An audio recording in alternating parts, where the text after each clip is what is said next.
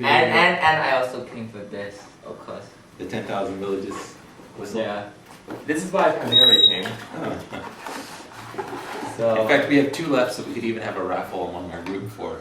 Marcel got 3 of them.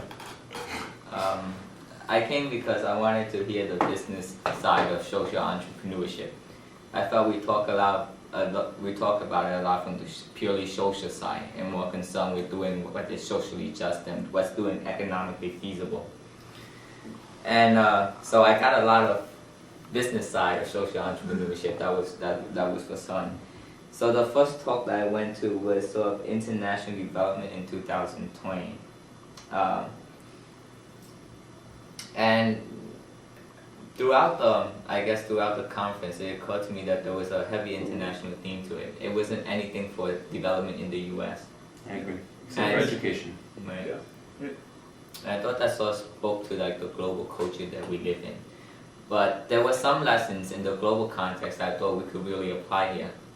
One of which was that in the first sort of the international development, they mentioned the need to bring in private sectors and for-profit organizations, foundations, in order to merge them with non-for-profit or pro bono sort of organizations in order to enact social change.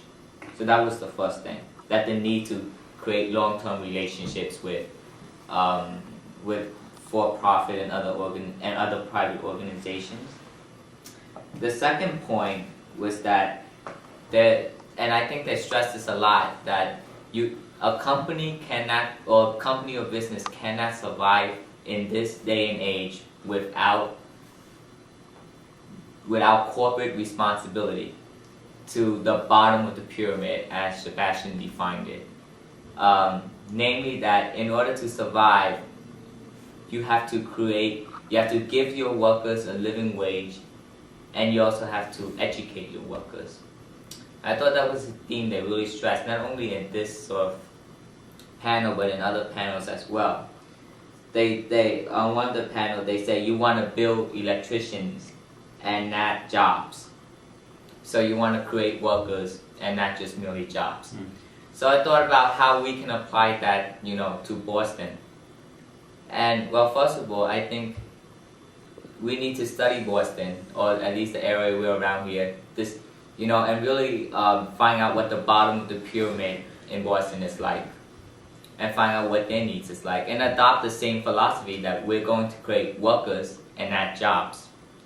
We're gonna educate people and do something that's sustainable, and also that the only way it can be sustainable is by sort of linking up with for-profit or something that's generating profit.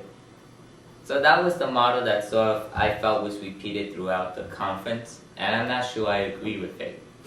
Because I think, one, it largely ignores some of the egregious sort of violation of human rights that some of these companies enact, such as Coca-Cola.